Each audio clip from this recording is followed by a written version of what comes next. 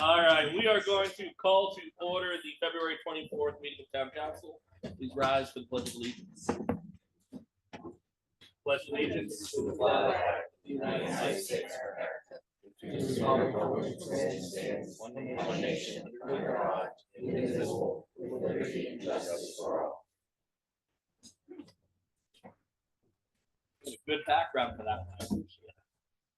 A few announcements to get us started. The town is requesting assistance from McCown's residents with Parks Master Plan questionnaire. Your input is essential in creating high quality recreational opportunities, park facilities, trails for generations to enjoy. There's a correction there. We've extended that, I believe, until the end of the month, March 31st. So by March 31st, please, it's on social media, it's on our website. Lots of great questions in that survey. Please spread the word. We want as much input as we can. Also going with that, save the date, our spring roadside cleanup, which is typically put on by our environmental committee, is on April 12th. It was by the EAC. It starts at 8:30 at the Public Works Garage. I have a statement regarding the ward maps. We talked briefly about this last meeting, and I just want to make a clarification on this.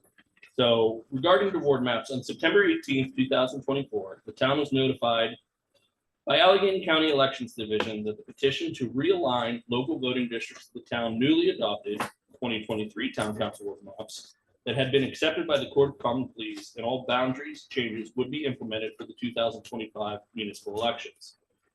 At that time, the town updated the information provided by our online council ward lookup tool to reflect this notification. The town was not aware that the county additionally needed to petition the State Bureau of Elections to effect the changes to the local voting districts, which are tied to the county's implementation of our new ward map. In January 2025, the town reached out to the county to confirm the boundary updates would be implemented for the upcoming primaries, and was notified at that time that the state had rejected the final petition later in the fall of 2024. Due to a handful of very minor changes to the census block boundaries from 2010 to 2020 census, the town was not aware there was an issue, as the petition documents submitted by the county to the Court of Common Pleas had certified that all voting district boundaries conformed with the census block lines. As soon as the town became aware of that voting district, changes have not yet been implemented. We removed the online information regarding the 2023 ward map updates and reverted to the 2012 ward map to avoid contributing to any confusion about polling locations, as the ward boundary changes must be coordinated at the polls by the county. The town will continue to work with the county throughout 2025 to have the council ward and voting district boundary updates implemented in 2026.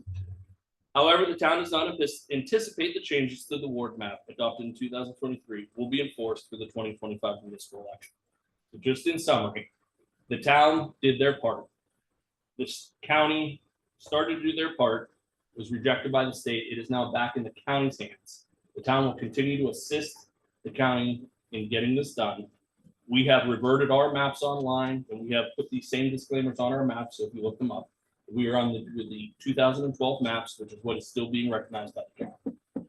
We will not change them or anything until the county has certified that is correct. So little clarification points.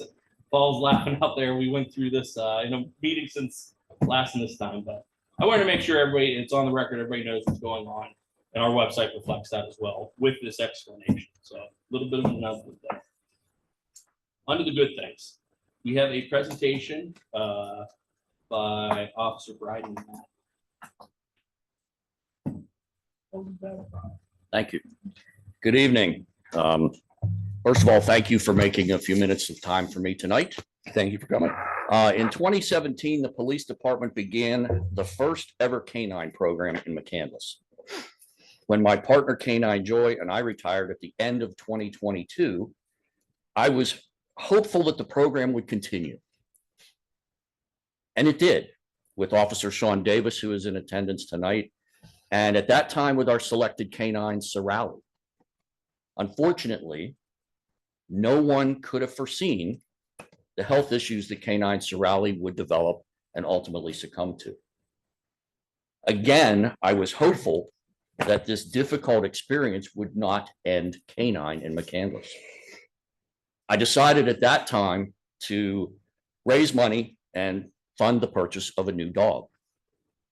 I reached out to some friends from Lake Marshall Drive, who in the past had donated a vest to my partner, Canine Joy. And I asked if we could come together and help raise funds to fund a new dog for the canine program. Since the new dog Leroy, who's back there, has already been purchased, I would like this money to fund a bullet and stab resistant vest for Leroy, and a new heat alarm system to protect him during his service in his new vehicle, which I understand is in the works. I want to thank my friends from Lake Marshall Drive and all those who participated in our fundraising. Our efforts generated 19 donations, and along with my donation, I am very pleased to present this check for $5,000 to the Chief of Police, Brian Hawk, and the town.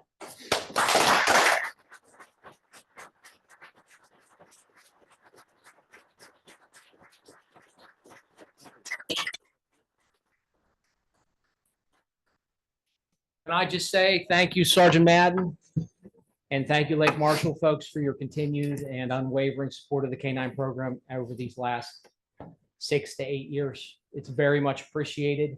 I think that Officer Davis, as you folks can see back there, I think we found a community engagement tool that we've been looking for since Sergeant Madden and Joy retired. I think we have him.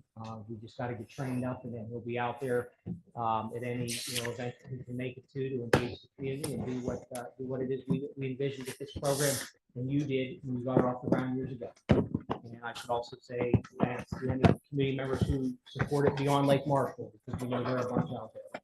And we are very appreciative. Thank you, Chief. Thank you, sir. Thank you again on behalf of council and everyone at the town. Thank you very much. Thank you for everyone on Lake Marshall as well. We very much appreciate that. Any other announcements from anyone else on council this evening? Seeing none, at this time, we will open for public comment on agenda items only. So if you have a agenda item, please come forward, state your name and address. Hi, good evening. Marcia Caliendo, 10529 Abbey Lane. Tonight I see that you're going to be voting on a policy on the board and commissions, applications and appointments. I know that over the weekend I had emailed all members of council, and Mr. Schwen, thank you very much for your response today, telling me your rationale behind the policy. Overall, obviously, I do believe it having policy for everything we do is very good. I would recommend, and my suggestion was that we add a member on the committee or the board who has the open applicant. I think that I was a part of that process when in prior years, both as a candidate for the Ambulance Authority Board and then being being the chair of the board. Mr. Schwenk, you had noted multiple municipalities. I understand, between the ambulance board, the library board, I'm not quite sure how many other ones that there probably could be a representative from McCandless who's involved in the process. By no means, it's not my goal to slow down this process. There's a lot of applicants every year, and I know you all put in a lot of work interviewing these people. I think attempting and having a member of that board at the interview really will help provide some insights that maybe the liaison doesn't know about what's going on in the board. You've heeded my advice in the past. You haven't heeded my advice in the past. I was just glad I was part of the process. So I'd like that to continue. So if we can amend to have somebody from the board or the committee part of the interview process, I think that will only make it better and make us a better community and make it a better committee. Thank you. Thank you for your comments. Any other public comments on agenda items?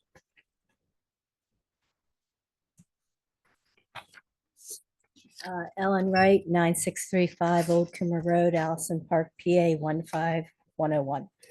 I think I have three categories of comments. I also had a comment about the appointment process. And it appears that previously the whole council was involved in the interview process.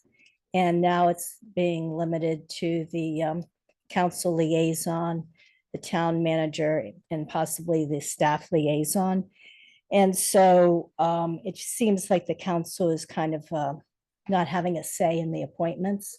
And so if they would want to continue to have that appointment with policy. It doesn't really feel like there's really time to review the policy. It showed up on Friday with a vote today. And so that perhaps there's time to talk about the policy by doing a vote next week or next meeting. The old policy included authorities. The new policy does not include the authorities. And then in the new policy, you can't mail your response in, which is the old number 5. And the old policy, you received acknowledgement of your application. That was the old number 2. I'm curious why the incumbents need to go through the interview process again, which according to the new policy means that they have to be videotaped. The new number 5, it seems if they've been on the board that, that they wouldn't necessarily need to go through that interview process again. The policy was just updated in 2022. And so I'm like kind of unclear as to why it needs updated again in 2025. And the current application, I look, because we've just gone through it, Will, you've just gone through a time of collecting new applications. And at the bottom, it lists the new interview process with the staff liaisons, the alternates, and the town manager, but that's not the policy that's in effect right now. So the application says one thing, but the policy is different, something else. And this new policy doesn't have a number 8, and it has 2 number 10s. So that might be another reason to wait until next week, the next meeting, to actually have a vote on it, so that there's some time to make sure everything's up to snuff. For my second category of comment is 12B, the appointment of the zoning officer. And so that resolution reads acting, and also says how long that's going to last for, because I believe that there's an application out right now for a new zoning officer. And then my last thing is 12C letter I, where we're collecting money in lieu of green space. And as I recall, when we did the new zoning code, one of the things was this was going to be a lot more green space. And if perhaps we could tighten up the zoning code so that you can't pay money to get out of having green space.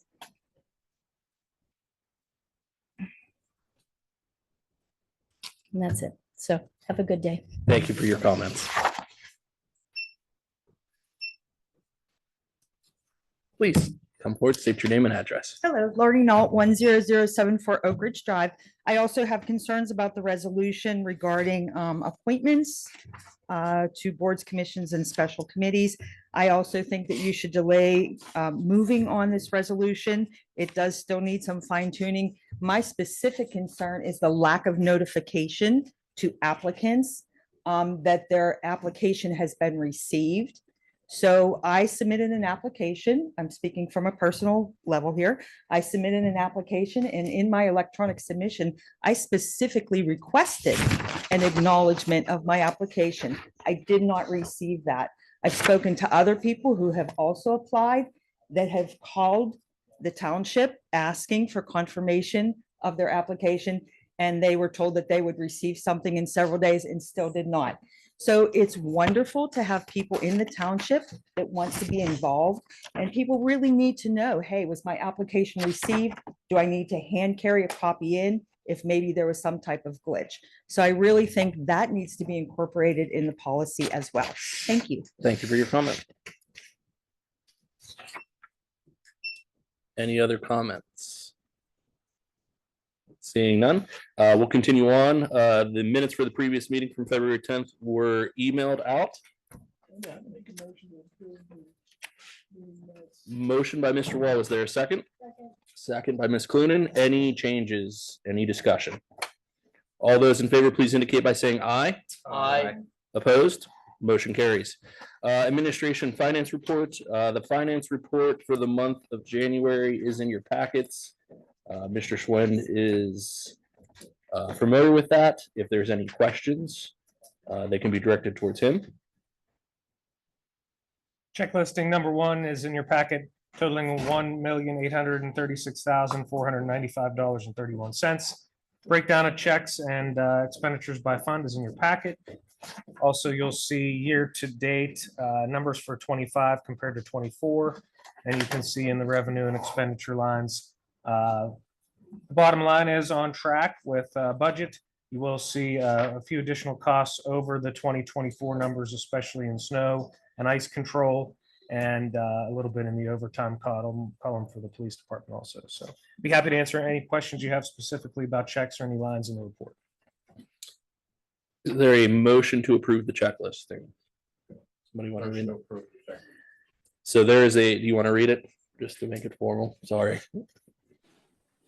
I like to get it all in there.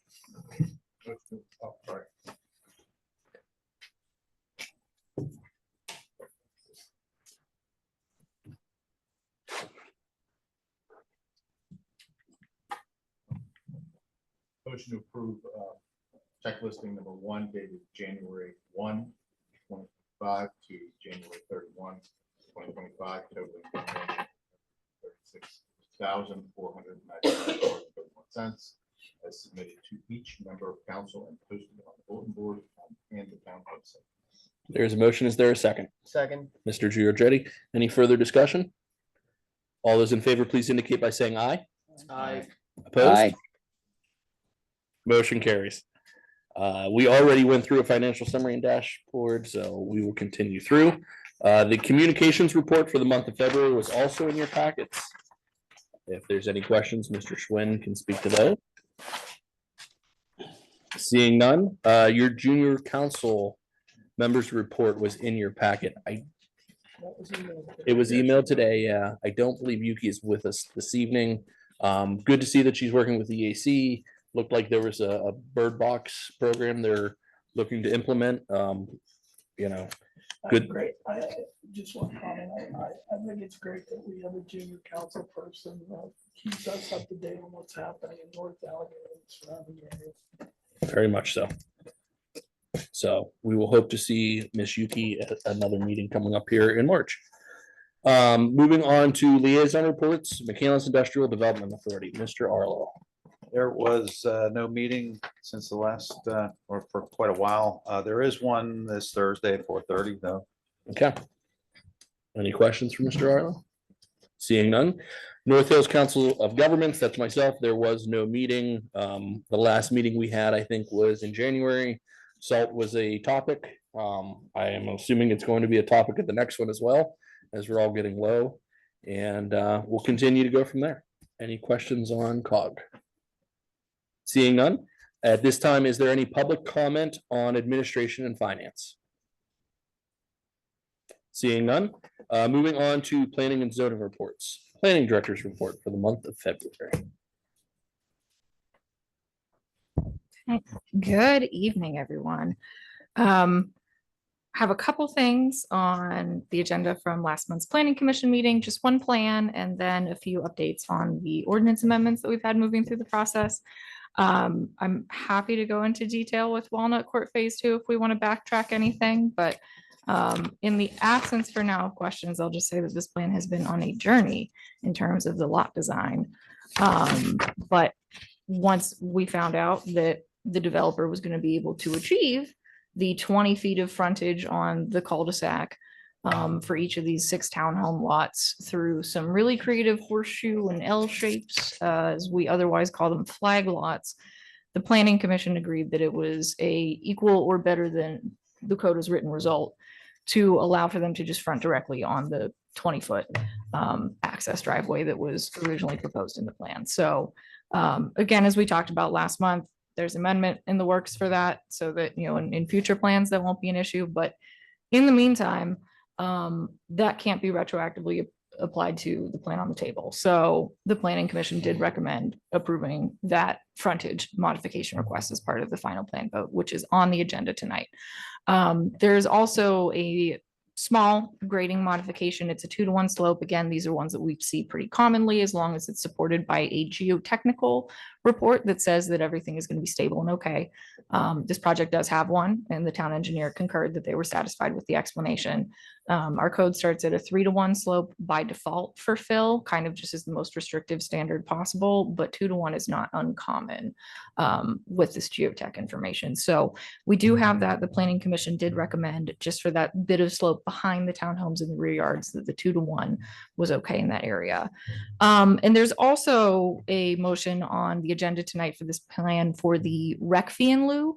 You may recall that we raised that up to $800 per unit in the instances where we do approve it. In the new saldo, it now has to actually be approved by town council. It is not discretionary for the developer. In this particular case, I think it's understandable to contemplate this for a couple reasons. One being, this is phase 2 of Walnut Court, and I use phase loosely. This is one townhome building when we already have, I think, 5 that were built in phase 1. That was approved, I want to say, in 2018, 2019. And at that time, we did also approve the rec fee in lieu for the rest of the development. So this would be consistent with what we've already done to finish out the developable land on the end of this cul-de-sac. Additionally, about half of the plan is actually green space as it stands. It's you could call it passive green space, perhaps, to try to meet the requirements of the code. However, that area is crisscrossed by existing utility easements, either for infrastructure for the new townhomes or for the existing townhomes in phase 1. So we can't really guarantee that it would remain completely undisturbed to consider it as part of the PROS, the public recreation open space calculation area, because those utility easements could force construction someday. So that's the reason that we didn't really drill too much further into, does this area that is open space meet that requirement on its face? The developer's offering to pay a fee in lieu. And again, because of those utility easements, we can't guarantee that the area would be free of construction to be reserved properly for a PROS area. And that's pretty much the whole plan. That's all that's left in that property. So go ahead. Yes. With regards to this, you know, the residents of Walnut Court, how close is the local to them? How close is the closest recreational area?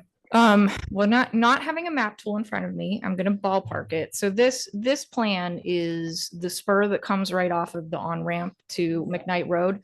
But they, you know, listeners at home may not be, so that's just why I'm mentioning it. But yes, it's quite close to Town Hall, actually. So this is probably, other than the plans that most immediately surround the Town Hall area, this is probably one of the closest residential developments to North Park in the community. It's at least a half mile away from here. Yeah, about, give or take, yes. I guess my question is, we have kids in this municipality. And while I understand us talking about this in lieu of recreational activities, I'm concerned. Because we're gonna put kids in harm's way. We don't legislate in our road. That's a county road. State, but yes. State road. But yes, we don't. Even You're worse. correct. Because what happens is, you have people, and I've done this myself, that fly down into my road, going into North Park and coming out of North Park. Now, I mean, are we really giving the right message by saying to a contractor, we're gonna take your money in lieu of giving something that would be vital to this development? Well, so I have a couple thoughts for this plan particularly, and I'll say any of my comments that I've ever made on this PROS fee, they just apply to the plan at hand. You know, it's case by case, and that's why we have this fee in lieu. But again, this is a townhome building that's going to comprise of about a fifth of the units, actually maybe a little bit less for what is already there in this development and did have the rec option waived back under the old code. Secondly, I don't necessarily see in this particular plan, because of the land that is reserved for utility easements, which will functionally be green space. It's just that the land that remains, so you've got this property here, half of it is the 6-unit townhomes, and then the other half on the other side of the drive is this undisturbed area, right? And so because that's crisscrossed with those utility easements, water lines, sewer, things like that, you can't additionally encumber on top of that a permanent undisturbed easement for public recreation open space, which is what the requirement is if we don't waive and accept the fee in lieu. So we have that fee in lieu option in there, not because we want to make it easy for developers to get out of this, but because in the instances in which we genuinely look at it and say, you know, based on the site, based on the geography, what's already going on here, no one could really say that this is an undevelopable piece of land. But if we turn this whole development down because we insisted they built green space or, you know, active recreation in a place that the site doesn't otherwise support it, we might be in a situation where we're in a court case and we don't get anything.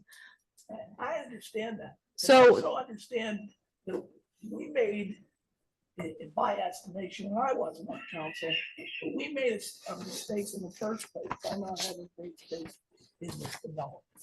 We're not having a playground for the residents. We talked about parklets all the time around here.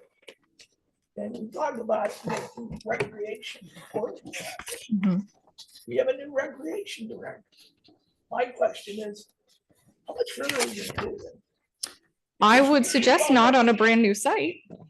I'm sorry? That I would suggest don't do it on a brand new site. Yeah, but what I'm saying is we have the opportunity here to right the wrong. Because they made a mistake when they built the first segment of this. Okay?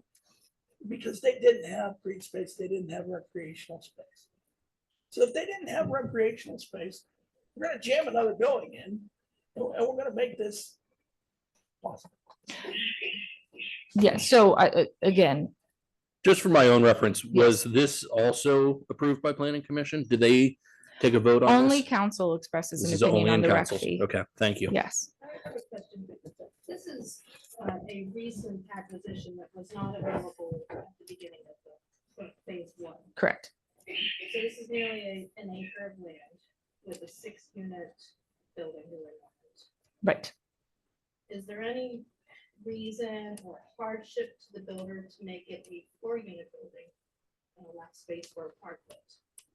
Well, I suppose that's partially an opinion of the developer's market conditions and what they feel they can get out of the site. The developer originally came in with a 7-unit building and dropped it down to 6 as we were kind of struggling with, they had more of an area that was encompassed in the grading modification. They had a buffer yard request to chop off the 15-foot buffer at the base of the site. And I mean, it would have abutted the MTSA property, which is essentially a forest, but the planning commission made the valid point. That might not always be that heavily wooded. So they did drop a unit to remove those buffer yard requests. But the developer stated that less than 6 units would not be financially viable for him. Now, we don't do that analysis for them to determine, you know, I can't tell them whether that's right or wrong, but that's what they've represented. Another point I have is with this access driveway and the hammerhead what happens when 1 unit has 2 guests? Are they gonna be on that driveway? So how are we keeping the residents of these 6 buildings safe? that would be a determination of the HOA, because it's going to be the shared access easement, which means they all have the right to get through.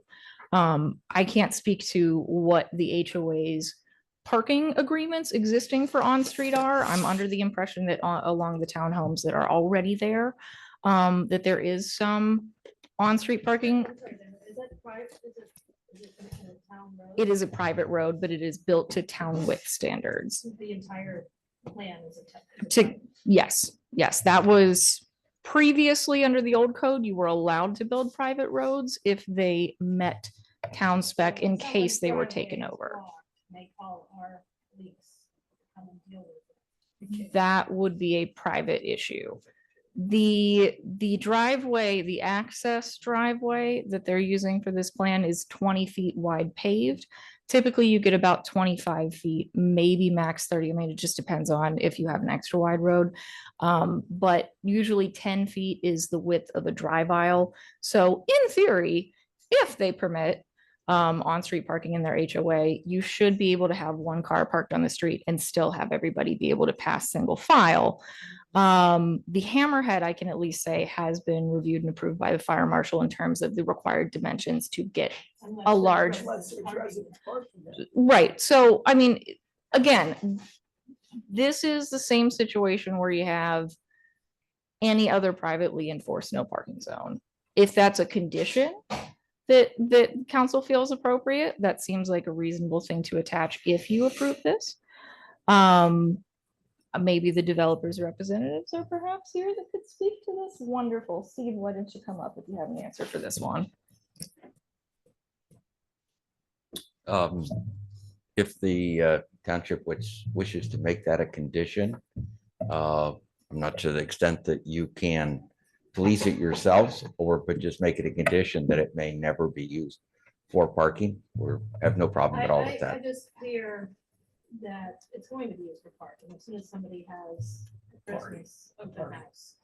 Because that cul-de-sac won't accommodate the parks either. Set up. That our police are going to get calls, et cetera, and also the safety issues of it. With cars, we've all seen cars parking on both sides of the street. I mean, it's narrow, if you go into Lawrenceville or any place like that in the city, where you can get stuck and have to back out. You know what, when you're sitting there parked, there's a very good chance that you're stuck there until somebody decides that they're gonna move their car. Which is a health and safety issue. The plan has been there for 5 years now. Have you had a single phone call saying that? This extended driveway, the private driveway going to a 60. No, I'm just saying the gentleman here was saying, implying that the existing Walnut Court has a No, I problem. didn't imply that. I'm What sorry. I said was in the Hammerhead. Yeah. And Councilwoman Clinton's point is very valid. If somebody decides that they're gonna have a Super Bowl party, you get an ambulance in and out of there. How you getting a fire truck in and out of there? Because people are going to use the Hammerhead in which to park. That's human nature. So you tell me. Well, I guess And, a question maybe for RJ, with the emergency vehicles, and we did have our folks review and say that emergency vehicles could have access. Was that with the understanding that the roads would be cleared the entire time, or would that be including the possibility that vehicles would park on the street?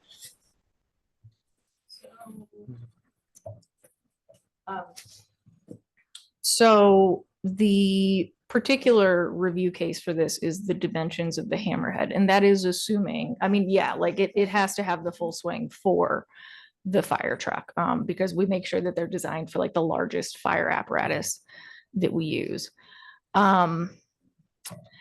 Yeah, I understand the concern. If you have any other input, have you talked to Dawn about this? well, I think just the practicalness is that there is a 2-car garage and there's a 2-car parking space at each one. So there is room for 4 vehicles at each residence. If somebody is going to hold that Super Bowl party, there is room in the cul-de-sac head within which to do some additional visitor parking. So that does accommodate itself. You know, I just pulled that up again and I can see where that could be the case. Yeah, and there is, and I think there's probably room there for 4, maybe 5 cars within that cul-de-sac head to accommodate that. Now, You could say, well, what if you fill it up with all cars, then where does an emergency vehicle turn around? Well, he goes down to the Hammerhead and turns around in the Hammerhead, as long as we can keep that clear. So I think there is you can look at it in a worst case scenario, the world is falling apart, but the reality is people will take reasonable attempts to keep that open and free. And the probability that it would be clogged at the same time there is a fire is pretty low probability. So, And then my second question of you, sir, yes, sir. is, I'm looking at the overhead in I assume this is Google Earth.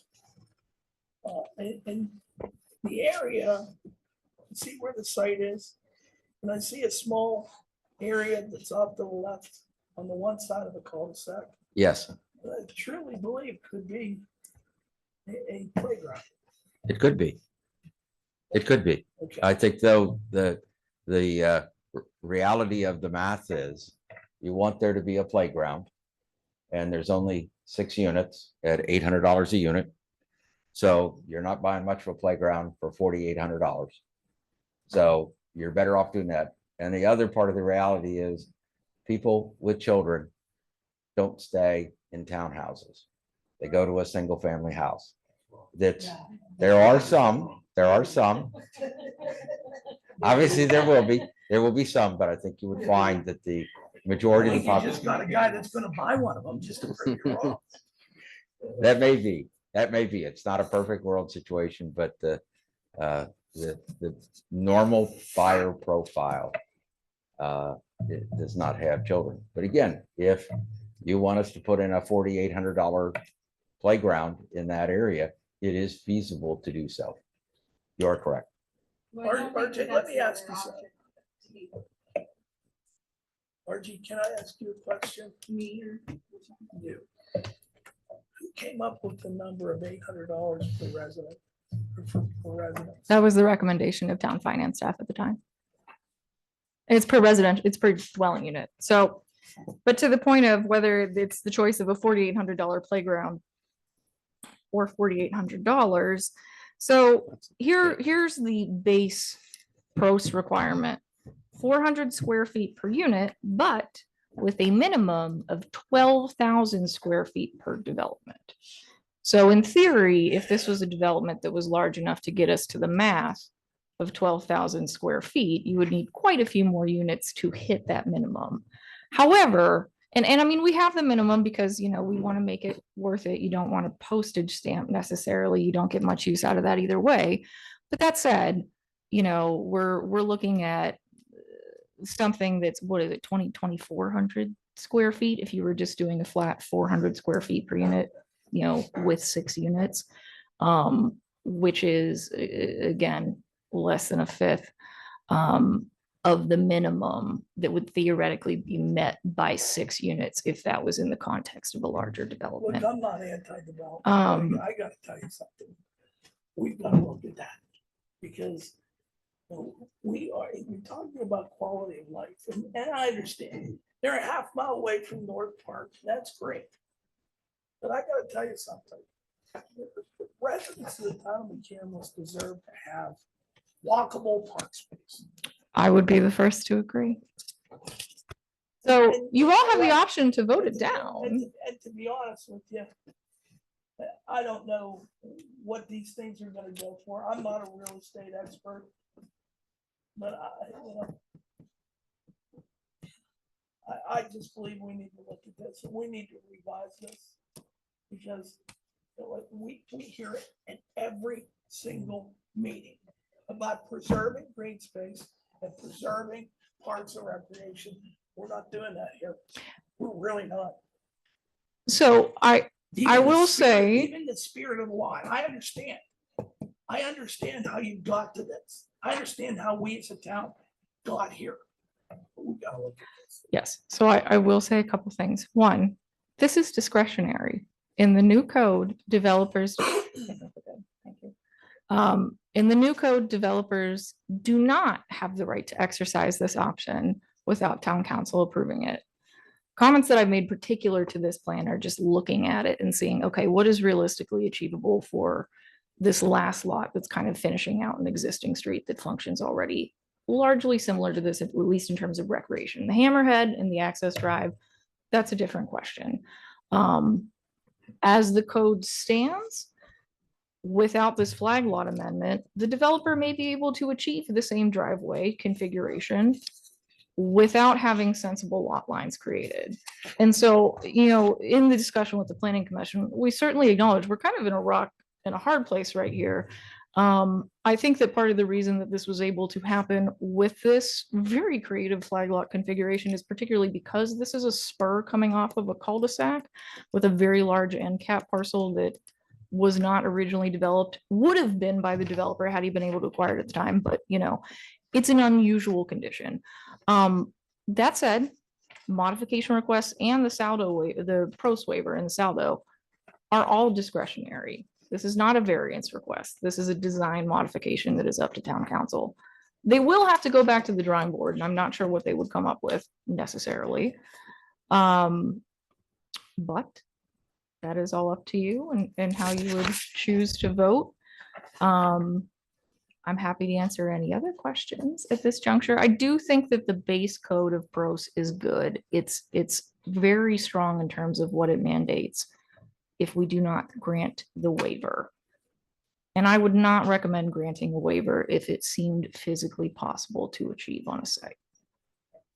But you may choose that this development is not worth doing if you can't get the pros minimum met. And that is what you all get to vote on. Thank you, RJ. We'll see that later on here under new business. We have two other agenda Go items. ahead, We just keep really going. went No, down the that's rabbit hole on that Just try, one. yeah, I want to keep her moving along here. Sorry, didn't see that one happening. All right, they're quick. Also, grading ordinance update. The planning commission wanted to take another month to look at it. We usually give them 2 months to have it pass an amendment anyway, so we were prepared for that. The advertisement that we already did for the ordinance runs through the end of the month of March. So either if they have any material comments that you would like to revise and re-advertise, those would come out of this meeting, or they may say thumbs up, we're happy with it. That would come out of this meeting as well. And then you could be free to take a vote. Either way, you could be free to take a vote, but you know, you have either of the March meetings to do so still under the previous advertisement. Flag lot definition. I think we kind of hit this one already. We put the advertisement out for a March public hearing. I think, what is it? The 26th is maybe our March or second March meeting, whatever the one that normally planning items are handled at. 24th. Thank you. The flag lot amendment was advertised. There was just one small tweak from what we showed council last month to the planning commission's discussion, which is to change the measurement of where something becomes a flag lot based on where the front setback ends. It was a really good comment from one of our planning commissioners that observed, you know, where the front yard or front lot segment is depends on where your house is placed on the lot. And so you don't want to create a condition where somebody has two identical rectangular lots beside each other and one neighbor wants their house 30 feet from the street and the other wants it 50. And so all of a sudden you have a flag lot, even though it's not a flag lot. So using the front setback as the point of measurement should avoid that problem. And of course, there's always the option for a design modification if appropriate, or a zoning variance if it falls under the zoning code to deal with there's very unusual cases that this does not cover. So that public hearing will happen in March and it should be ready for you to adopt in April since they've already given the text the thumbs up. Thank you very And much. now I'm done. Thank you, RJ. Continuing on here, liaison reports, planning commission, Mr. Arlo. Yeah, I attended the January 7th meeting. That those meeting minutes are in your packet. Any further questions? Zoning hearing board, Ms. Clunin. There was no meeting in January or February meeting for Wednesday. Thank you very much. Any questions for Ms. Clunin? Seeing none, is there any public comment on planning and zoning at this time? Please state your name and address. Paul Heckman, 10529 Abbey Lane, and I can state uncategorically that the 100+ townhome development beside my development, the urchins from that neighborhood are quite often playing in our neighborhood because the developer, in lieu of building a recreation zone for the children, bought his way out of it with this.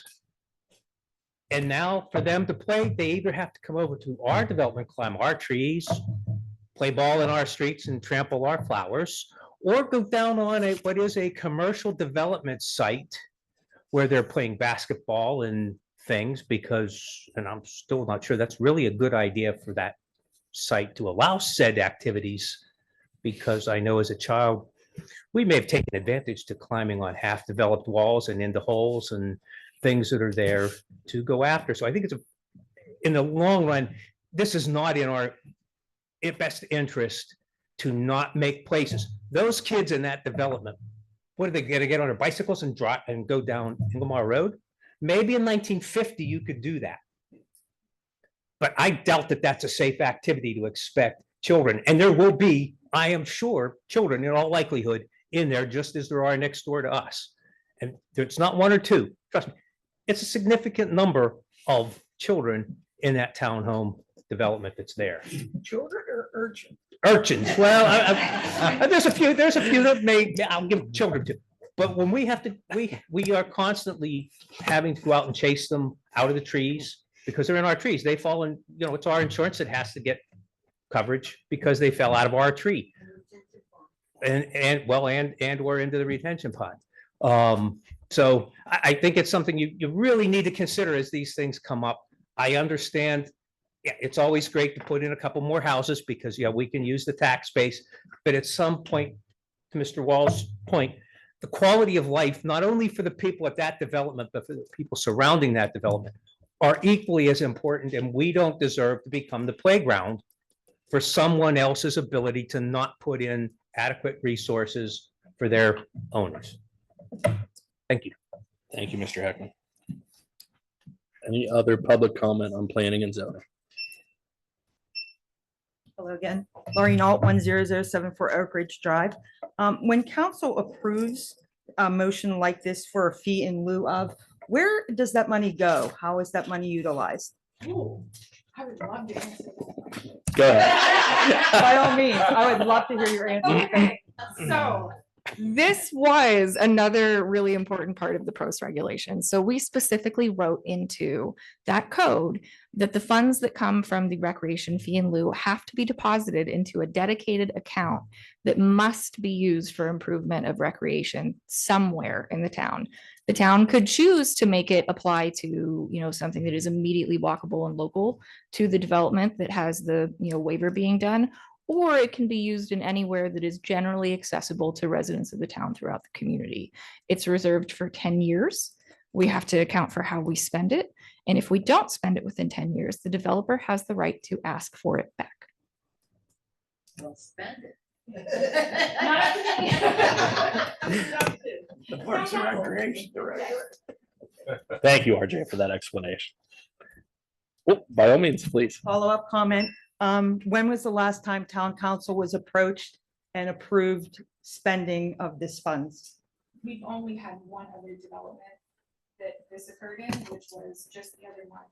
There was another site that was mostly occupied by the regional stormwater for the entirety of the Kansas Crossing West. It was an apartment building. They do have some interior operation features for the residents, but there's no room for exterior. So they paid, will be paying once they close. So what's the balance? $32,000 in recreation.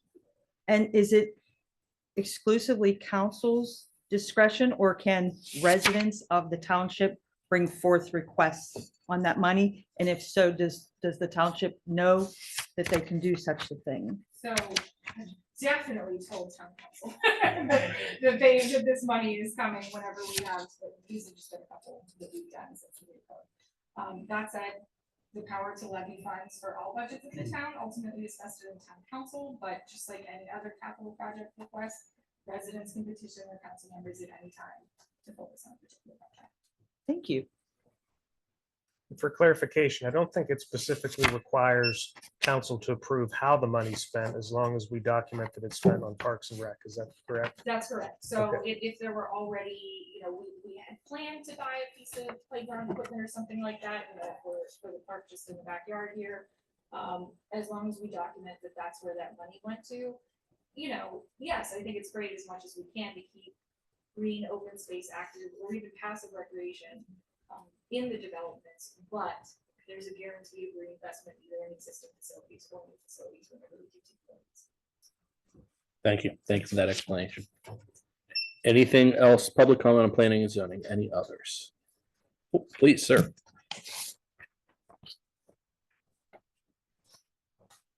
Name and address. Evening, John Harrison, 1473 Hedwig. Joe, thank you. We are aligned on something, and I appreciate it. The question comes down to is, well, actually, there's multiple questions here. Trish, you made the comment that this was a piece of property that was acquired after that developer owned the rest of the property. It's not my problem or your problem that he bought it later, because either A, it wasn't available, B, he couldn't afford it, or whatever other reason there was. That's sort of like saying that you wanted to buy the neighbor's house, but you couldn't because you couldn't afford it. And you should get it at the price that you want. You wanted to buy it in 1989. I should be able to get it at that price. Sorry, you lost out. That's not my fault. That's not my problem. The problem is we're again trying to change how and get creative on how we do things. It's also a private drive. We have volunteer firefighters that come out to fight the fire at your house. If there's a car in the way, what are they going to do? Sorry, Jason, you live there? I can't put your house out because there's a car parked there. And they can't call the McCandless police because it's a private property. So who takes care of this? Now it becomes this big mess for the community. One of the units burns to the ground. There's kids inside because kids don't live in duplexes. And what happens? McCandless looks horrible. McCandless could be sued for that because we didn't do the right thing and we didn't plan accordingly. So the easiest thing to do is to say, can everybody say it? No. It's not that difficult. But instead, we're going to stay around and get creative. And we're going to say, okay, we made $4,800 off of this. Big whoop. All right, I'll pull out my checkbook and write you a check for $4,800. And you know how far it's going to get you. Not very far. So I think we need to start thinking about what we're voting on, what we're approving. And I feel bad for the developer. Donate that piece of property to the borough. We'll make a park out of it. It's very simple. But instead, we're going to sit here and come up with every excuse on why we can do it, but we really shouldn't. Safety should be our #1 priority in this community. And if it's not, we need to wake up and think about it before we do what we do. Thank you. Thank you for your comments. Any additional? Seeing none, we will continue to the recreations report. Parks and Rec Director, do you want to add anything to your report that was in our packet? Good evening, everyone. I just wanted to make a public announcement that our pavilion permits are going online for the very first time this year. So they will open for residents this coming Saturday, March 1st, and they'll be at midnight. So if you want to log on at 12:01, you can reserve Devlin and Wall pavilions for this season through October 31st. So Get your alarm set. yes, set your alarm now. And then if you're not a resident of the town of McCandless this year, for the very first time, you are allowed to rent those pavilions. Rentals for those people will be open on March 15th. Great. Other than that, that was it. Any questions you. for Abby? Oh, thank you very much. Continuing on under recreations, liaison reports, financial development, promotional committee for the Heritage and Cultural Center, Mr. Hart. The Heritage and Cultural Center Committee had a meeting. Present. We have a meet shut speaker on March 20th, and she's getting the activities going at the Heritage and Culture Center. It's already been a knitting class, so start paying attention to the website. Have all kinds of activities indoor at the Heritage and Culture Center. Thank you. Activities Advisory Ad Hoc Committee, Ms. Klumer. There's not gonna be any for some time, but there will be a meeting this Thursday, the 22nd. Thank you. Is there any public comment on recreation? Seeing none, the town manager's report. Reports in your packet. Happy to answer any questions. Few highlights will be number one, the search for our next planning director is well underway. We're scheduling interviews for the second week of March. Currently have 5 highly qualified applicants and we'll be beginning that interview process. The finance department, auditors from Meyer Deuce were on site beginning today. They'll be continuing audit work throughout the month of March and should be prepared to make a presentation to council at the second meeting in March. Public Works crews called out 11 times for snow and ice events in February. Parks Master Plan Steering Committee met on 1/23, very productive meeting.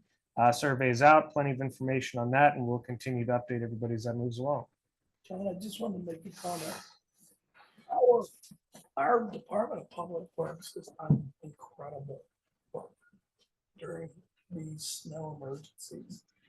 And just to give you some perspective, and I want to say it publicly, you know, I ride all over Western Pennsylvania, and when we have a hard time getting down a state road, meaning Route 19, it took me 50 minutes 2 weeks ago on a Saturday to get from the top of Pine Creek Hill down to Pine Creek. Okay.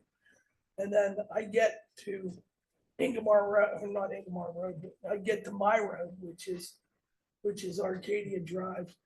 I had no problem. And usually Arcadia Drive is windy and it's hilly. So, and it's been kind of the mantra that I have. These guys are doing a great job. And they're doing a fantastic job in keeping our people safe. So thank you. We'll pass that on to the staff. Thank you. Anything else to add? The engineer's report was also in your packet.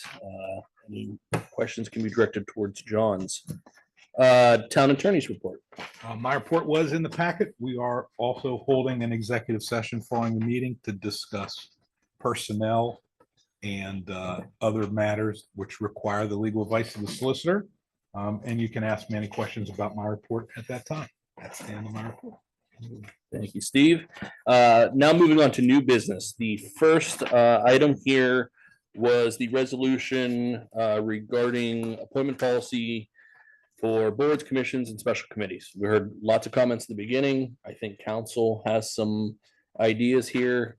This was put together by John for us to review. I would say we're in no hurry for this. I think we just were looking for a little formalization. We've gone through a few appointments, and just to give some background, I know there were some questions that after the interviews, there is a recommendation. How it works now is there is a small committee that holds interviews. They're all recorded for all on council to see, and then that small committee brings forth a recommendation to council. All of council then approves that liaison. It is in the last, let's call it 6 to 8 years, there have been committees added to town government. And it's a mad dash at the end of the year to hold all these interviews with everyone and get everyone in to interview. So this was actually implemented before my time of bringing it down to a smaller committee to hold the interviews, just to kind of streamline it. It was very hard to coordinate with both the interviewees, all of town council, and everyone at the same time. So they went to recordings. During this and through changes of town managers and stuff, we wanted to formalize a process. So that's what this is set up for today, is to formalize something so that both the interviewees, council, everybody knows, and there's a direct policy of how this is to be done. Ms. Caliendo sent an email this weekend with regard to having board input, and I'm fine with having that as well. I don't think that's a problem to have. So do we want to, I think we should talk about this.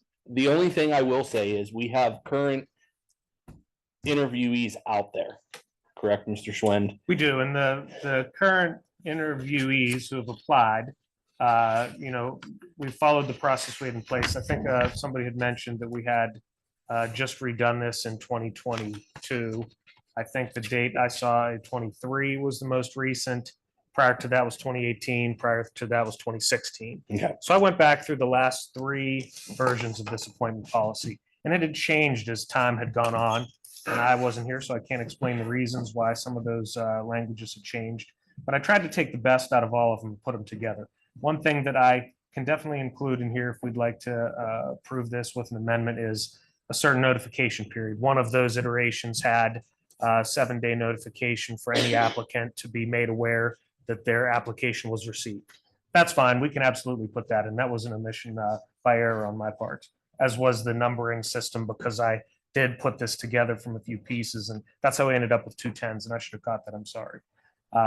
When it comes to the committee member being on there, some of those policy statements had that in, and it typically said the chairperson. Where we had come into a little bit of a question about that was on a joint authority, especially MFPAA and the library, where multi-municipalities all participate together. And if that chairperson did not happen to be from McCandless, would that chairperson participate in the interview? Yes or no? If no, would a McCandless appointee participate? If yes, how do we define that? Because I didn't want to leave anything up to a choice, so if there's 5 McCandless residents on that board and one's not the chair, how do we pick which one of those 5 participates in the interview? I didn't want to leave anything up to discretion. So if we want to state that the most tenured McCandless appointee sits on the interview, that's fine. If we want to say the chair, that's fine. I just didn't want to make it any more complicated than we needed it to Point of be. order. I think you need to approach this separately. I think that the authorities need to be treated differently than the boards that are internal to the town of McCandless. In other words, if you want to have the chairman of the activities committee sit in on an interview, I don't have a problem with that. I think where we get into a sticky situation is when you have authority boards. I think it's exactly the situation that you had talked about can arise. So I think you have to treat them separately under the same ordinance. Just my 2 cents. Other comments? Ms. A Clune? couple of points. One, I agree that there should be a member from the community from the board existing board. on the interview. I am okay with saying something to the effect of the chair or Senior leader. the most senior. Number 2, I do agree giving people a notice of the receipt of application. And third point, someone brought up about incumbents interviewing. I always like to interview incumbents for a couple of reasons. One of it gives those people a chance to talk about the board and what their plans are for the board. And it's really good as a liaison to hear those positions about what we could be doing better and what their vision is. We don't always get that kind of information sitting in meetings. So I really do love talking to incumbents when they interview. Not that I have time, like Mr. Singer said, most of us have full-time jobs in addition to this, and trying to get essentially 10 people together several times is really, really a challenge. So I do like the idea of the liaison or the ultimate leader. Real quick, just because you got me on the incumbents thing, I forgot about that. Our board terms vary across all the boards. Some of our boards are 5 years, some of them are 3 years. So you may have an incumbent who's served 2 terms consecutive. It's good sometimes to re-interview because things have changed, and the questions we asked 5 years ago may be totally different now. So I'm definitely for incumbents. I don't think anyone And to gets a your pass. point, Yeah. The circumstances by which these people are serving are changing. So you might have a better candidate than somebody that you have on that board. Yeah, for sure.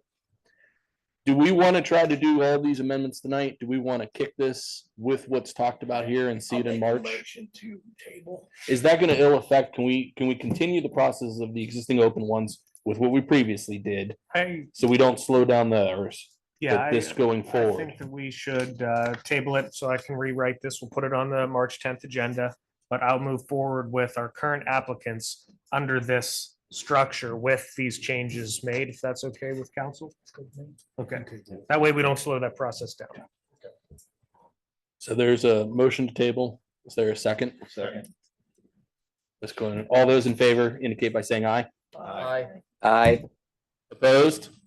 Motion carries. Okay, so we will see that back around. We'll take all the public comment we had plus the comment here. I think you've got enough to put a new one together for us here.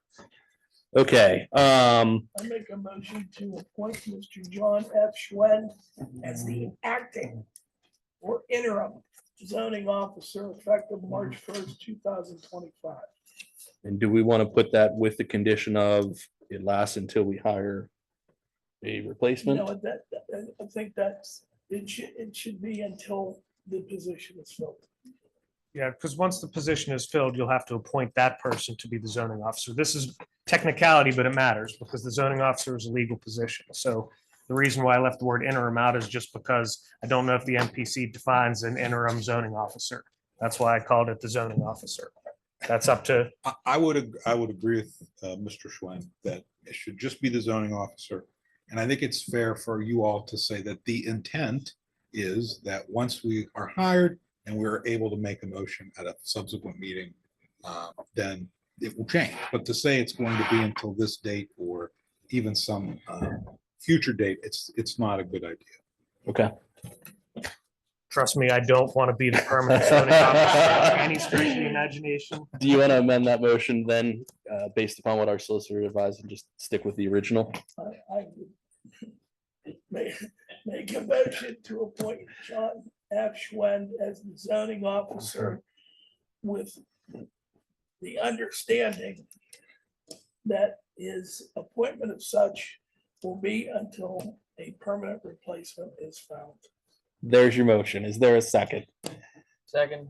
Mr. Giorgetti seconds. All those in favor, please indicate by saying aye. Aye. Those opposed? Motion carries. You got your position. Put in under duress. Thanks for working through that one. Okay, now we're on to action concerning Walnut Court Phase 2 land development. So RJ started to tee these up for us. We can go down through start to finish and kind of go from there. So I will say them. If we can get motions, great. If not, no big deal. Let me know where we're going. So Walnut Court Phase 2 land development. The first item up is a motion regarding the public rec open space. It's been explained. This is up to council. We have the ability to approve or deny this. If we approve it, it is $4,800 based on 6 units, 800. If we deny it, then there is a responsibility of 400 square feet per unit times 6. Am I correct? I just. Well, I mean, you're not wrong in theory, but there's a minimum of 12,000 square feet, no matter how many. Okay. So it would be 12,000 if it's just plain open space, or a minimum of 6,000 square feet if the site contained active recreation. Okay. So, a trail, playground, something like that. If just many options on your table. If you were to deny granting the fee in lieu option, but approve the rest of the development, you might put a condition on the approval of the development that the developer must comply with the gross space requirement rather than. And that would allow them to come back, modify the plan. We would still review it to the technical requirements, which the town engineer typically does anyway. And that would be a part of the conditions. Thank you. Or we could table it and have the developer come back before we have to vote on it, right? We have the developer here as well. If you'd like to speak to this at any moment, sir.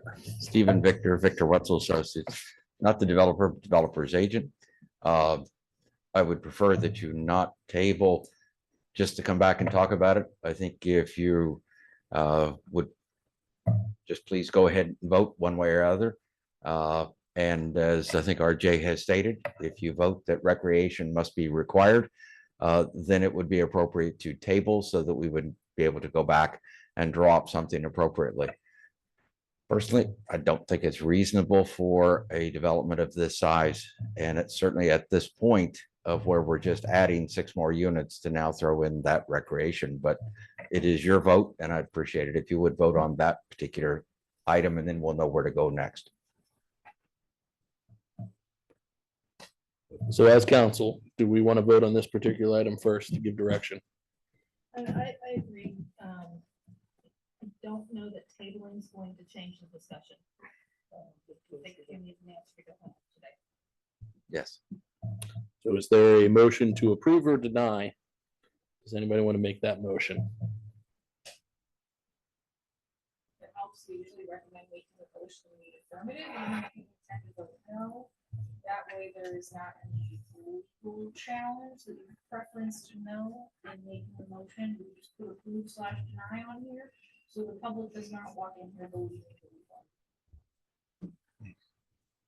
I'll make that motion. Ms. Clunin? Motion to approve the public recreation open space fee and lieu payment request set at $4,800 per the town's current master fee resolution rate, which is 6 units by $800. There has been a motion. Is there a second? So I think this is throwing some people off because you're making the motion. Yes, so people understand. It says a motion to approve or deny. It's cleaner to say, to make the motion to approve it, to have it seconded, and then have a vote of no if they're looking for the no. I just wanted to lay that out there for everyone on council as well, since this is a one. So there is a motion right now to approve it. That does not mean that you're voting for it. But in order to get to a vote, we will need a second. There's a second by Mr. Hart. So now that we have a vote and a motion, we can now go through and we can say, all those in favor, if you would like this to go through, you can concur. If not, you can not. So all those in favor, please indicate by saying aye. Those opposed? Nay. Nay. So the motion carries in the negative. It does not pass. So Fail. it is my, Fails. Thank you, Steve. it therefore is my understanding that we are now obligated to provide the square footage that RJ has stated and come back with a recreation plan for that. Is that correct? That is correct. Then I would think it would be appropriate to request a tabling and to grant you the necessary extension so that we can come back. Is your next meeting going to be that we could attend would be on March 10th or will it be March 24th? That's up to our town manager. And I'm Our future zoning officer. I would say 2 weeks is not a reasonable amount of time for you to present, to have us review it and to adequately give you a review letter back. So I would say the 24th would be the next time I'd like to see you again. No offense, Steve. but- Yes, I would agree. And by the way, it's strange to see you I know, here, nice to see not you in in a different Edgeworth, town, but, and didn't you have the title of zoning officer in Edgeworth? I had all the titles. So, now we know more. you have experience. So we will now need a motion to table the remaining actions under Walnut Court Phase 2. Chairman, I make the motion to table double I. Each one of those. May I do that? Yes, so there's a motion to table. Is there a second? Second. Second, Ms. Clunin. All those in favor of tabling 2, 3, and 4 in regards to the Walnut Court Phase 2, please indicate by saying aye. Aye. Opposed? Motion carries. Thank you, and we'll see you Look March forward to hearing 24th. from you. Thank you Thank very you. much. Just for reference, quick housekeeping, it's noted on the staff report as well, just in case these things happen, but the current last meeting of town council prior to the MPC action deadline, April 14th. We need an extension. If this goes on beyond March 24th. typically can bring items in the first meeting of the month with that one item. Good. We'll keep that in consideration if we're not able to be back for the March 24th meeting. Yes, town council, if you have not voted by April 15th, if you do not have an extension in writing, you need to take action for this 18th. Thank you. Yeah, Thank you, sir. At this time, I want to give a thank you to RJ, and this will be her last meeting. But we, as council, as residents, as professionals, we really appreciate all you've done and how you've helped carry the town and staff and everything you've done through all this. So we appreciate it.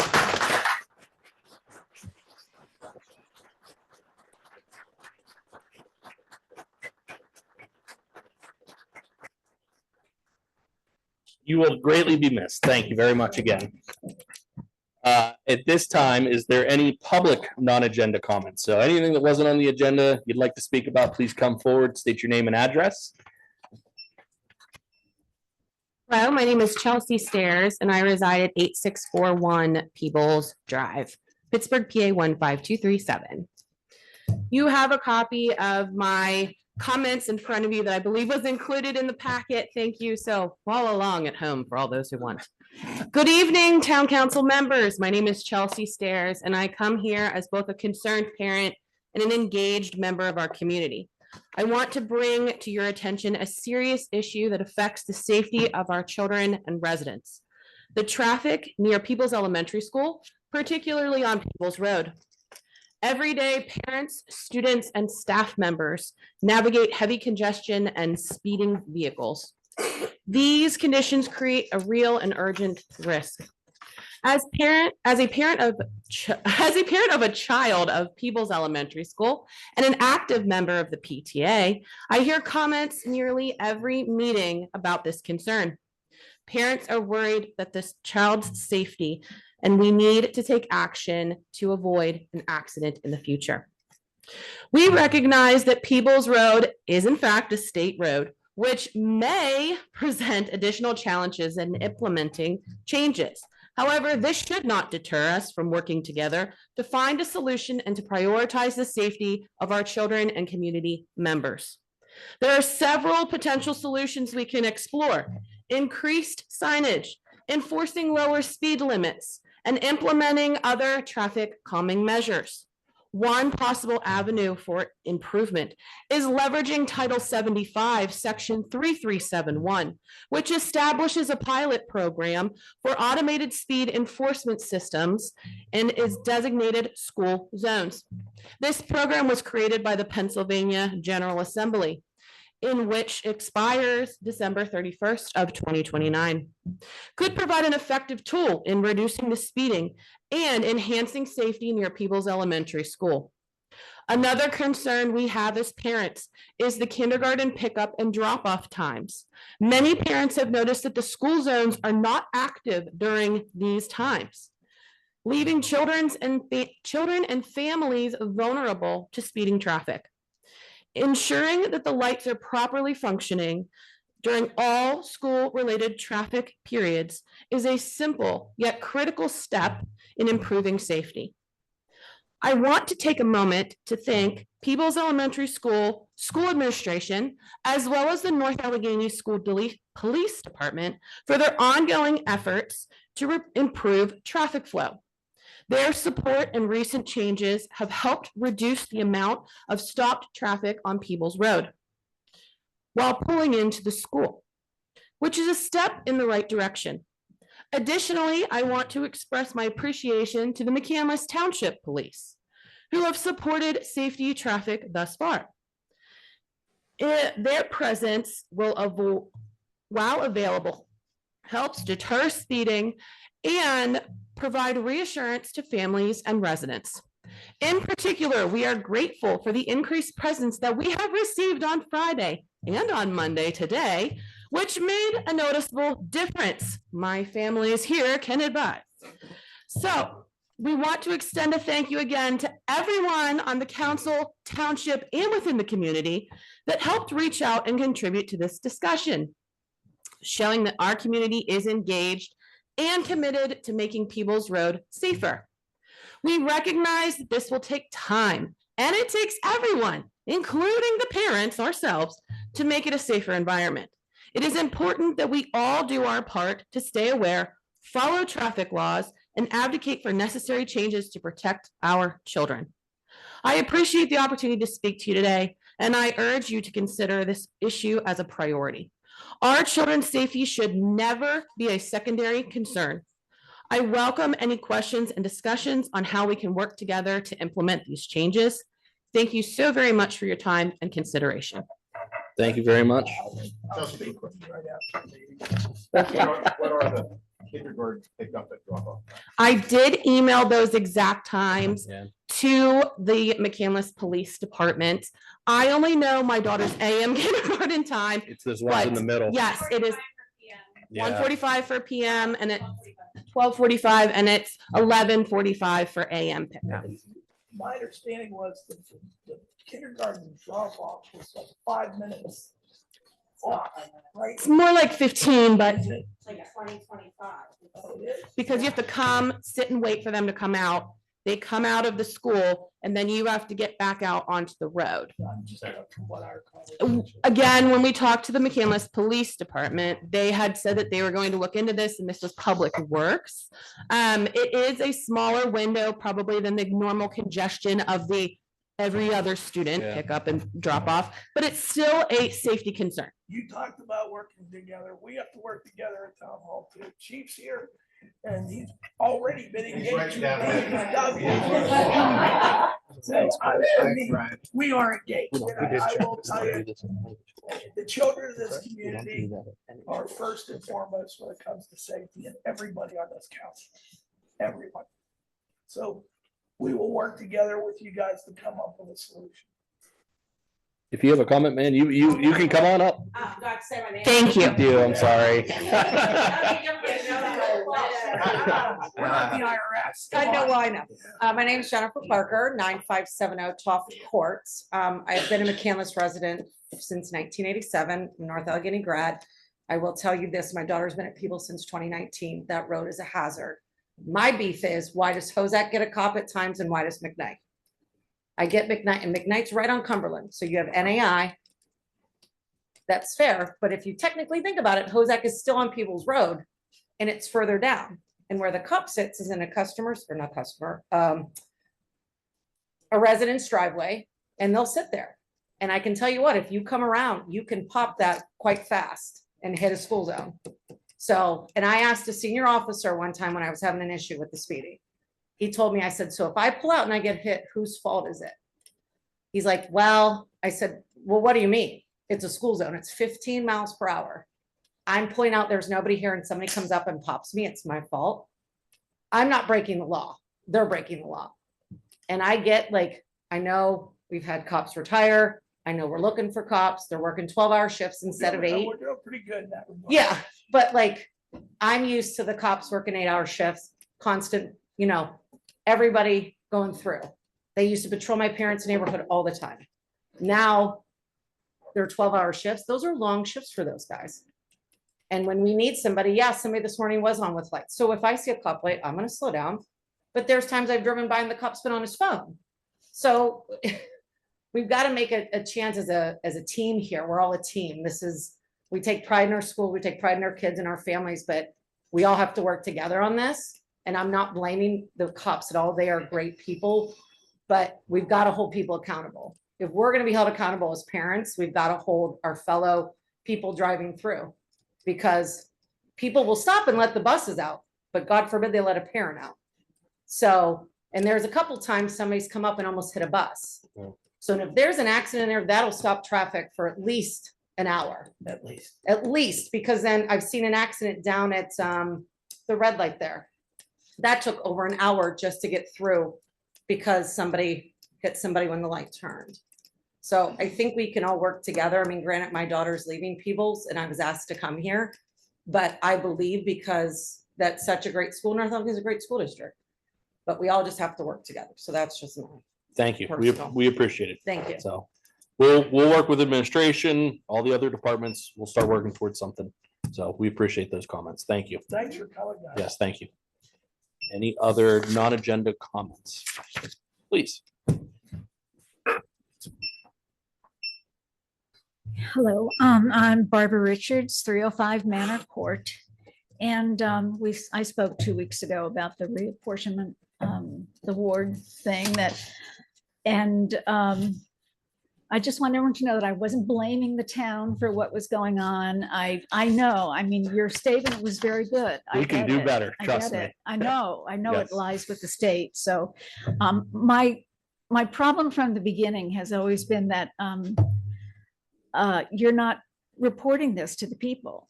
What maybe this is just me, but when I saw this, I immediately went to the ordinances because I knew this had happened before.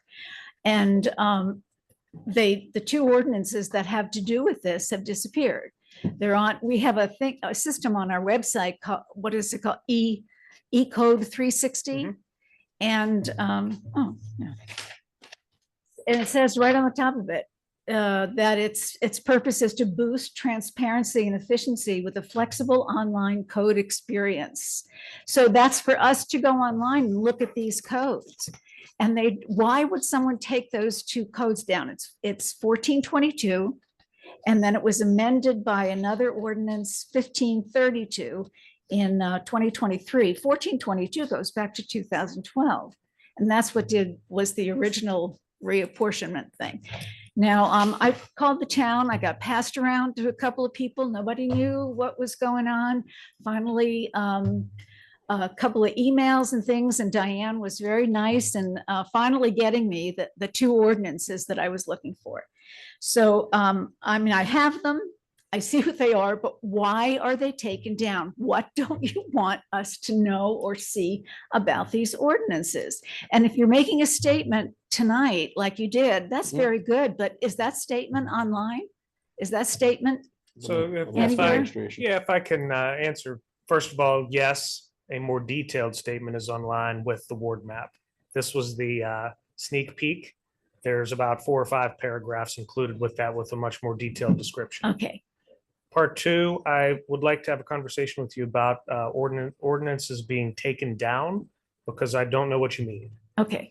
There's a new laws section. Now, the 2012 one doesn't make any sense. When a new laws section comes in, they hang out in that area until they're codified, which you could answer better than I have, since I'm only here 5 months, how often we do that. Once they're codified, they come out of new laws, they go into the document, and they don't really live by their ordinance number. You could search by that number, probably would be hard to find, but they go into the spot where they're supposed to live after that. When you say taken down, well, it sounds like you're saying they were taken out of the code, and that can't be the case unless. I don't mean taken. out of the Okay. code.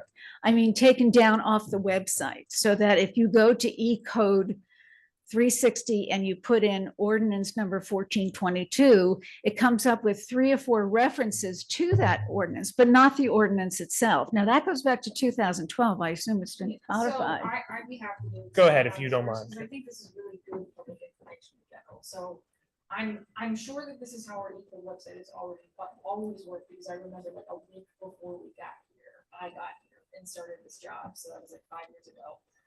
But that was when our E-code went live. So what you're looking at when you see that little bar that says, amended by ordinance, that's a liner note that E-code puts in to say, this section of code that you're reading right here, it was updated on this date. There has never been a point in which the town has permanently had a repository of all of the historical ordinances that live on E-code, because we're in the midst of working to digitize them in the first place. Now, when an ordinance, as John mentioned, has been passed, E-code ingests, we say, codifies, takes the text that is in those ordinances that you see actually get voted on in the meeting packets. They put those into our code once a year. That's pretty typical for communities.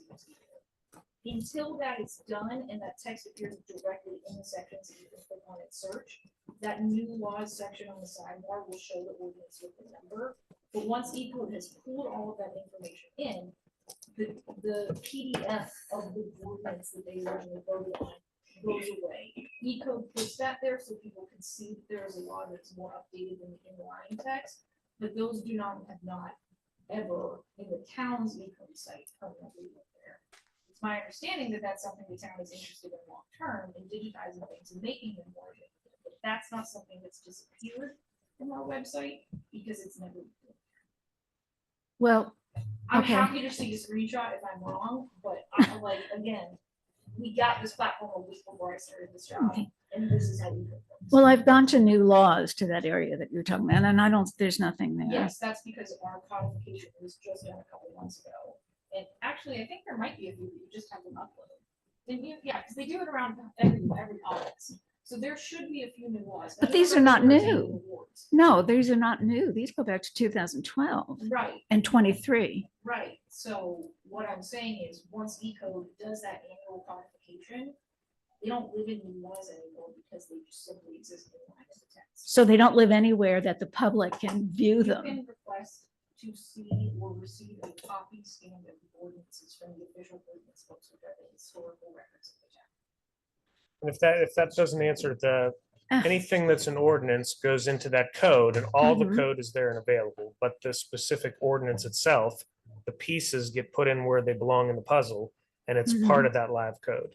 Well, I'd be it's more than happy referenced, to. it's referenced in several places. 1422 is referenced a lot, but 1422 doesn't exist for public view where everything else exists for public view. It's just a little odd that What those he's two saying were is taken out. It's just 1422 has never been online because it hasn't been online yet. I don't know. I No, don't No, know. it hasn't been online. It was older I'd have to than look our into this. I entire don't know time. enough about what I you said. don't know, so- Steve. No, no, no. I think Steve has a I mean, clarification I just, effect I here. think, I think the way to look at it is that those ordinances are publicly available once they are integrated into the code, but they're not available online. They are available at the town hall in the code book. So you have to How ask. does the one town. know that? You put in you search for, I'm not searching for details. I was just searching for an ordinance, an important ordinance that happens to be And you found it. going on. No, I didn't. You did, yeah, you called and you got a copy of it. I know, but why isn't it available for public view where everything else is? Every other RJ ordinance just said is in that we there. are, the town is working on the digitization project to digitize all those ordinances. And they online. pulled They're not those two available out. now. It's essentially They were 175 years. worth of- Yeah, the That's not what I'm 1422 was never available online. And the one from 2023, the codification, it was only online until the codification was updated. And then it was pulled, just like happens every year. All of the new laws are pulled once the codification is updated. And then you can get the copy in person at town hall through a right to know request, make a phone call, and they'll scan it and email it to you. That's how you get it at this point. And if everything goes the way that these folks are planning, at some point in the future, you'll be able to click somewhere online and look at the historical ordinances, but it just doesn't exist right now. Okay. And to go a little bit further, this board is as transparent as any board that's ever been. And to have the assumption that this board is trying to hide something, I think is wrong. You're entitled to that, and I'm entitled to my own opinion. It says, E-code says that they're trying to boost is their word, transparency. I would love to have a meeting with you to show you this. Sure. So I looked on my app here now and I put in 1422 and I see the three references. Mhm. Passed 11/26/2012, amended by number 1532 on 1/9/2023. So it does have it in here. I think you just need to know, maybe it's not as intuitive as it should be, but it's No, there. the so you can it's show. not, I mean, I have a copy of it. What I look at is not on there. Okay. It's a reference to it, but it's not on there. I just Understood. don't know. Okay. But I'm glad you have it on. I didn't see that on the website that you had put your statement. Yeah, that's or, up to John had put administration. the statement Yeah. on there. So that's good. I'm glad that that's been recognized by the people. Trying to respond. Thank you for your comments. I appreciate it. Thank you very much. Any other non-agenda comments? I'm gonna make you say your name and address again. Extra points. Maybe I'll bring some candy if anybody can repeat it without my saying it. I was gonna say, they should tell you. Ellen Wright, 9635. Old Coomer Road, Allison Park, 15101. So, it was really hard for me not to participate in this E-code discussion, but we could have put the E-code up so we could all see it and have taken a look for 1422. And I actually had an E-code question too. I can't find the landslide map. It says it's part of the appendix, and I don't know how to look for it. So if there's, if somebody tells me how to look for it so I can see it, I just can't find it. Okay. So that's one. Two, I'm going to look, I have the resolution number 17 of 2022 for the appointment board. And I didn't know there was one in 2023, but if anybody knows what the resolution number was in 2023, where the appointment board was updated. And since we have a transparent board here, the board, so this new thing, I pulled up, we have the Code Appeals Board, the Environmental Advisory Board Committee, the Financial Development and Promotional Committee, the Personnel Board, the Planning Commission, the Town Council, and the Zoning Hearing Board. This new resolution about appointments will apply to those, but will not apply to the McCandless Industry Development Authority, the McCandless Township Sanitary Authority, the McCandless Franklin Park Ambulance Authority, or the Northland Park Library Authority. Am I understanding correctly? I think we requested that it be all inclusive of all of those. So I think we'll see that changed when it comes back here. Okay, so it Yeah, will, it's across it all. They're gonna be addressed separately though, right? okay. I would We'll put see them all what he- together in the same yeah. policy. But different rules for authorities versus board. Maybe. We'll see what he brings back to us here at the next meeting. And you know what, that lists 11. I can hear where that's a lot of interviews to do all at one time. And I saw that, And we do them, and they're recorded. no, it's, well, so I know it's a lot all at one time. So I just wanted to throw it out there. Maybe certain boards or things could be like, I don't know, a slow month. I don't know, what's a slow month, November or something, and some other ones.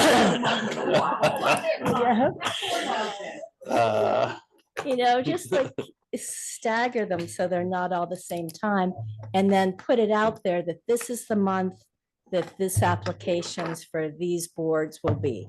And then this month, this will be what it'll be due, and just standardize it so that every year when it comes up, you know that this is what's happening. Or you could do them all at one time, but it seems like a lot. And to do top all it at off, one when you get time. resignations, we have to do them throughout the year too. Yeah. So trust me, Yeah. it's staggered even when you don't want it to be staggered at times. Okay. But we will take that part Okay. into consideration. And then, are we ever going to go back online for these, live for these meetings ever? Thank you for your comments. Any other public comments this evening?